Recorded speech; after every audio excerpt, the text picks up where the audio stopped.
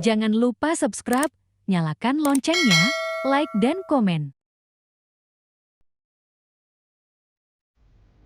Namaku Dina. Aku 35 tahun, seorang ilustrator lepas yang bekerja dari rumah. Hidupku mungkin tidak megah, tapi aku selalu merasa cukup. Aku punya suami Raka, laki-laki tenang, penuh perhatian, dan selalu tahu cara membuatku tersenyum meski hari terasa berat. Kami menikah hampir 10 tahun. Tidak punya anak, tapi kami sepakat. Cinta bisa cukup, selama ada kepercayaan dan kebersamaan. Raka adalah tipe suami yang tak pernah lupa tanggal ulang tahunku, selalu ingat cara aku suka tehnya. Tanpa gula, sedikit lemon. Kami sering menghabiskan akhir pekan dengan menonton film lama sambil makan popcorn buatan sendiri. Sesekali dia membacakan novel favoritku sambil aku menggambar di ruang tamu. Semua terasa hangat, nyaman, dan sederhana. Selain Raka, ada satu orang lagi yang sangat berarti dalam hidupku, Nisa. Kami bersahabat sejak SMA. Nisa adalah sosok yang ceria, supel, dan selalu tahu caranya membuat suasana menjadi hidup. Ia belum menikah tapi tak pernah terlihat kesepian. Entah bagaimana, ia bisa dengan mudah dekat dengan siapapun, termasuk Raka. Raka dan Nisa punya hubungan yang akrab, dan aku menyukainya. Bagiku, mereka seperti dua sisi yang saling melengkapi. Nisa dengan gelak tawanya yang lepas, dan Raka dengan gaya bicara yang tenang dan hati-hati. Setiap kali kami bertiga pergi liburan atau sekadar makan malam bersama, aku merasa seperti hidupku lengkap. Sahabatku, suamiku, dan aku, seperti segitiga yang saling menopang. Terkadang, Nisa bahkan datang ke rumah tanpa perlu diundang. Ia akan masuk dapur, membuka kulkas tanpa malu-malu, lalu bertanya, apakah aku sudah makan? Kami berbagi banyak hal, termasuk rahasia kecil tentang masa lalu, mimpi-mimpi yang belum tercapai, hingga cerita-cerita yang tak sanggup aku bagi ke orang lain, bahkan Raka. Aku percaya pada dua orang ini lebih dari siapapun. Kupikir, jika ada surga kecil di dunia ini, maka inilah tempatnya. Rumah yang kutinggali bersama orang-orang yang paling aku cintai. Tapi sekarang, ketika aku menulis cerita ini, aku sadar, mungkin aku terlalu percaya. Dan ketika kita terlalu percaya, seringkali kita tak sadar sedang dikhianati dengan cara yang paling halus. Aku tak pernah tahu kapan tepatnya semua mulai berubah. Tapi belakangan, aku sering merasa seperti hanya penonton dalam hidupku sendiri. Raka pulang makin malam, katanya rapat kampus, lalu kadang bawa laptop ke kamar dan langsung tidur setelahnya. Tak ada lagi teh lemon buatanku, tak ada pertanyaan tentang gambar apa yang sedang kukerjakan. Aku mencoba memahami, mungkin Raka memang sedang sibuk, tapi entah kenapa aku merasa sendirian. Bahkan ketika dia duduk di seberangku saat sarapan, jaraknya terasa seperti antar benua. Dan di tengah kekosongan itu, Nisa datang lebih sering. Awalnya hanya seperti biasa, datang dengan senyumnya, cerita lucu soal pekerjaannya, lalu membantu membereskan dapur, atau menemaniku menggambar. Tapi aku mulai merasa nyaman dengan cara yang berbeda. Bukan seperti sahabat, lebih dari itu. Cara dia menatapku saat aku bercerita, caranya mengusap rambutku ketika aku mengeluh lelah, itu bukan hal biasa. Lalu suatu malam, kami duduk berdua di balkon apartemen kecilku. Raka sedang lembur, katanya. Hawa dingin mulai turun dan Nisa menyelimuti bahuku dengan syalnya sendiri. Tak ada suara selain rintik hujan dan detak jantungku yang entah kenapa terdengar begitu jelas. Tiba-tiba Nisa berkata pelan, kadang kita bisa mencintai seseorang, tapi tahu diri kita nggak akan pernah bisa memilikinya.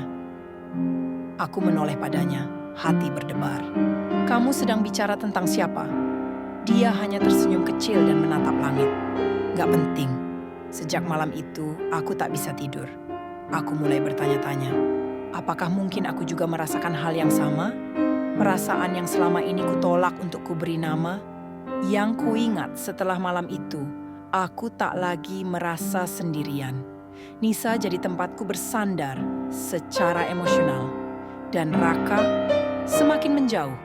Tapi aku terlalu buta untuk melihat satu hal.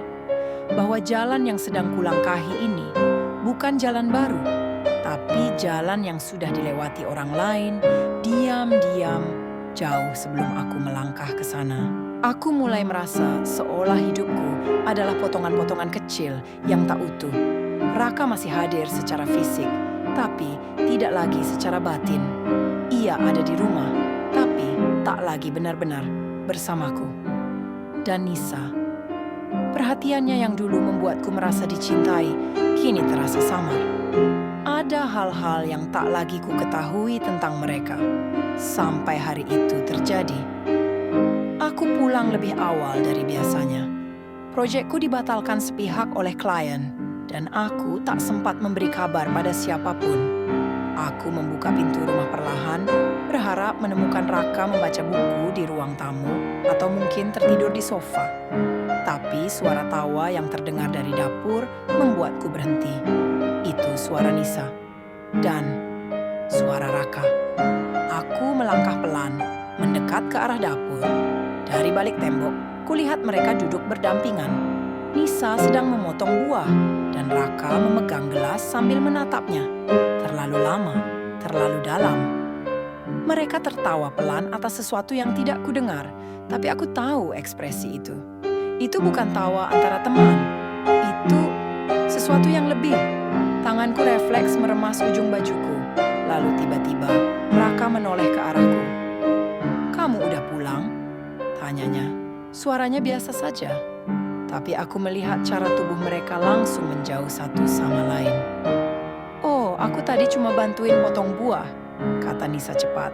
Suaranya sedikit gugup. Ia tersenyum padaku, tapi aku bisa lihat. Senyum itu goyah. Aku mengangguk pelan, berpura-pura tidak terganggu.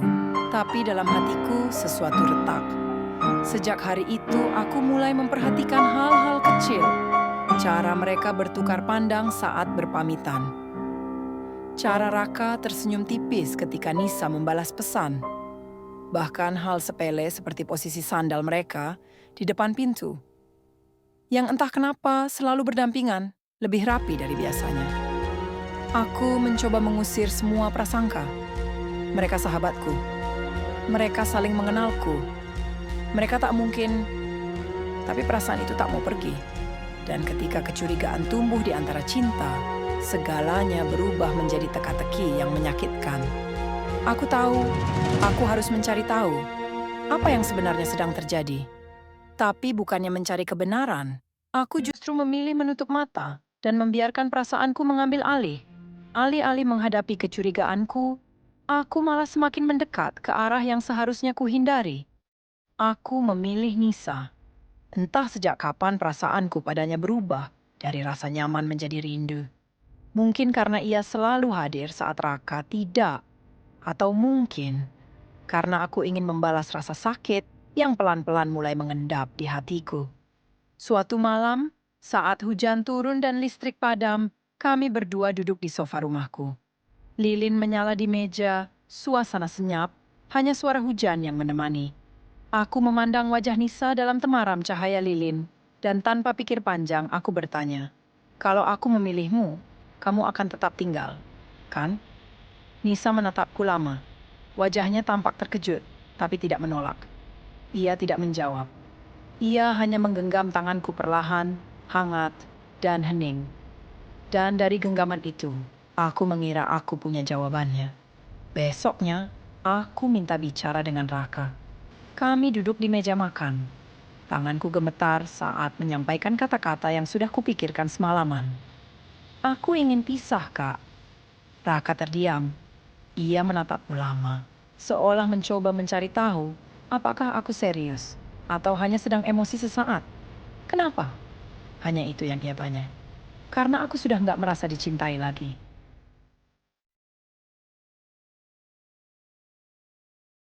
Raka menarik napas panjang. Wajahnya tetap tenang, tidak ada amarah, tidak ada air mata, hanya diam.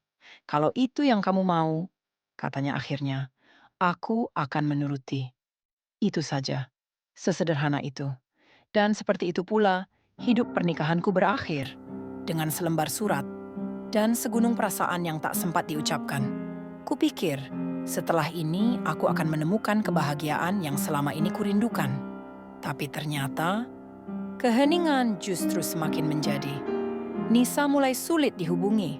Chatku hanya dibalas singkat. Ajakan bertemu selalu ditolak dengan alasan sibuk. Bahkan ketika aku bilang aku sudah resmi bercerai, reaksinya hambar. Aku mulai bertanya-tanya, apakah aku melangkah terlalu jauh, atau apakah aku baru saja membuat keputusan paling salah dalam hidupku? Pertanyaan itu tak henti berputar di kepalaku. Setiap kali aku mencoba tidur, wajah Nisa dan Raka bergantian hadir dalam pikiranku, seperti luka yang tak mau sembuh, bahkan saat aku berusaha mengobatinya dengan harapan. Aku mulai menghitung ulang segalanya dari awal. Kapan aku mulai merasa ada yang berubah? Sejak kapan Nisa mulai menjaga jarak? Dan kenapa? Hari yang menjawab semua kebisuan.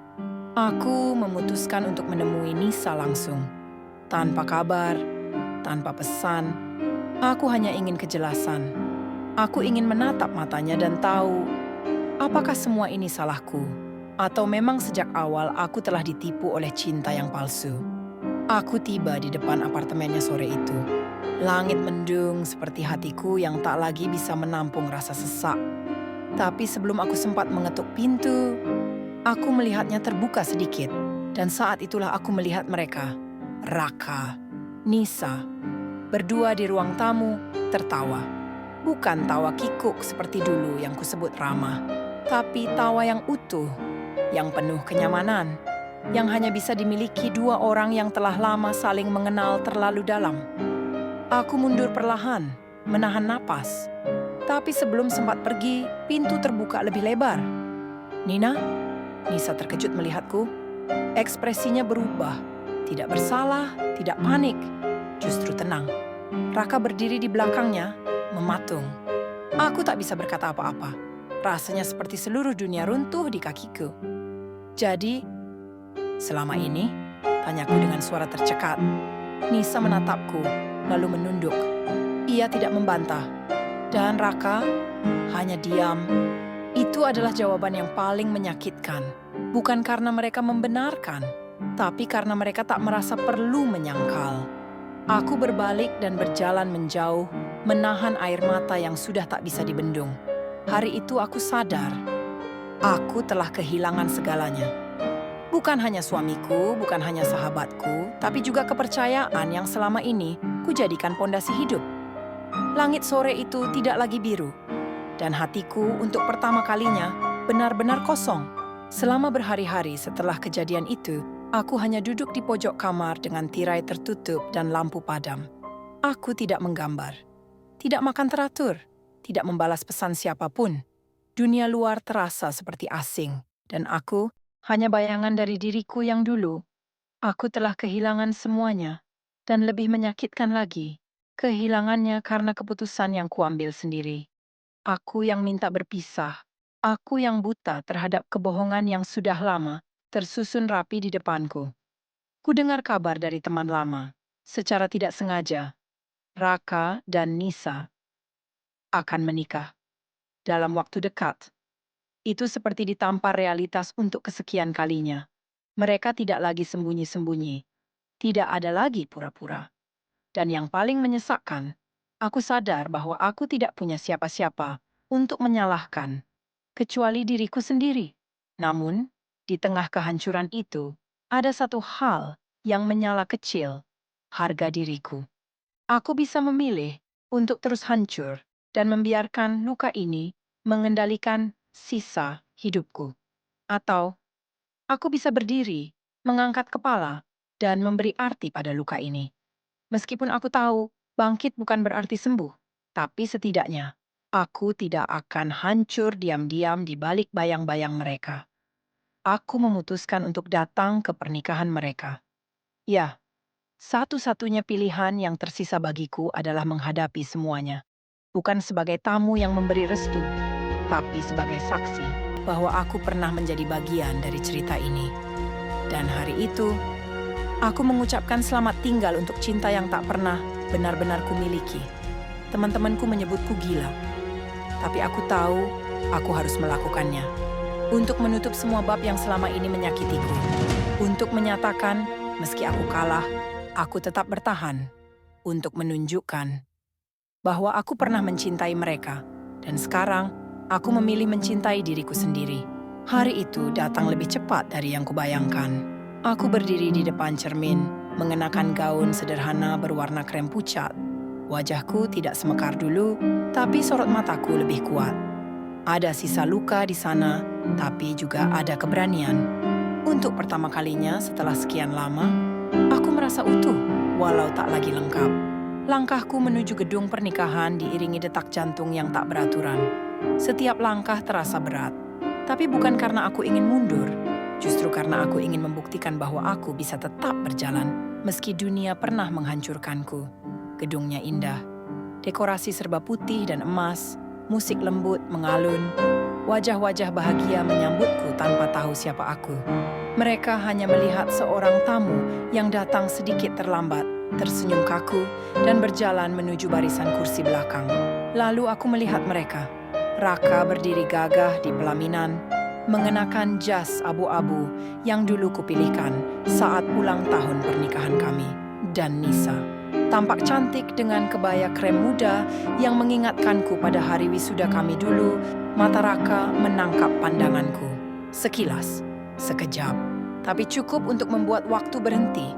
Tak ada kejutan di matanya, tidak juga penyesalan, hanya kekosongan. Seperti ia sudah terlalu lama menanti saat ini untuk bisa merasa apapun lagi. Nisa menoleh sesaat kemudian, senyumnya sedikit menegang. Aku membalas dengan anggukan kecil. Kami saling tahu, hari ini bukan tentang pengkhianatan lagi. Aku hanya penutup bab dari cerita yang tak pernah benar-benar ku mengerti. Ketika mereka mengucap janji di altar, aku menutup mata. Bukan karena sakit, tapi karena aku tidak ingin melihat akhir dari kisah yang dulu kuanggap awal. Aku pulang tanpa berpamitan, tanpa air mata, tanpa dendam. Di perjalanan, aku membuka catatan di ponselku, menulis satu kalimat. Cinta yang kau lepaskan karena terluka akan kembali padamu dalam bentuk cinta pada dirimu sendiri. Aku belum tahu kemana hidup akan membawaku setelah ini, tapi aku tahu satu hal. Aku telah selesai dengan mereka, dan aku masih hidup. Dulu, aku berpikir hidup hanya akan bahagia kalau kita dicintai. Tapi ternyata, ada bentuk kebahagiaan yang lebih dalam. Saat kita bisa memeluk diri sendiri, meski telah hancur berkali-kali. Hari-hariku setelah pernikahan mereka terasa lengang, tapi bukan berarti kosong. Ada ruang yang dulu penuh dengan penantian, kini kugunakan untuk sesuatu yang lebih penting, mengenal diriku sendiri lagi. Aku kembali melukis. Bukan untuk klien, bukan untuk uang, bukan juga untuk mengisi waktu, tapi untuk menyembuhkan. Setiap sapuan kuas adalah pengakuan bahwa aku masih ada, bahwa aku masih layak dihargai, meski tidak lagi di mata mereka. Suatu malam aku duduk di balkon sambil memandangi langit yang akhirnya jernih. Aku menulis surat kecil untuk diriku sendiri. Surat yang tidak akan kukirim kemana-mana, tapi akan kusimpan sebagai pengingat. Nina, terima kasih karena kamu bertahan. Terima kasih karena kamu tidak membalas dengan kebencian. Terima kasih karena kamu memilih berjalan, meski sendirian. Dan terima kasih karena hari ini kamu memilih untuk tidak lagi mengejar yang pergi, tapi merawat yang tersisa, hatimu sendiri. Aku tidak tahu bagaimana hidupku 5 tahun ke depan, tapi aku tahu aku akan menjalani setiap hari dengan kejujuran. Bukan demi orang lain, tapi demi diriku yang layak dicintai, bahkan ketika orang lain tak sanggup melakukannya. Aku bukan korban, aku bukan pelaku. Aku hanyalah seseorang yang sedang belajar. Dan dari semua pelajaran hidup yang pernah kuterima, yang satu ini paling tak terlupakan. Kadang, luka paling dalam datang bukan dari kehilangan cinta, tapi dari kehilangan diri sendiri saat mencoba mempertahankannya. Dan aku tidak akan kehilangannya lagi.